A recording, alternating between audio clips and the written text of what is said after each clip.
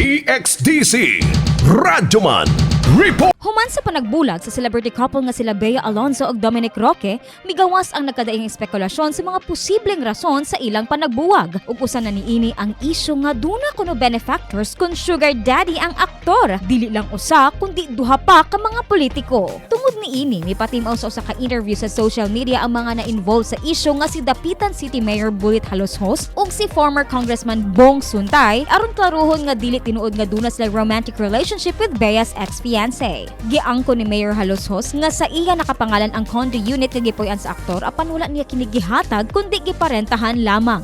Samtang pagpaklaro sa Suntay nga wala niya hatagi og gasoline station si Dominic apan gikuha niya kini nga endorser tungod suod sila nga managhigala. Dugang pa sa duha ka politicians nga dugay na silang suod ni Roque tungod man nagsusama silang hilig og motorsiklo og sakyanan.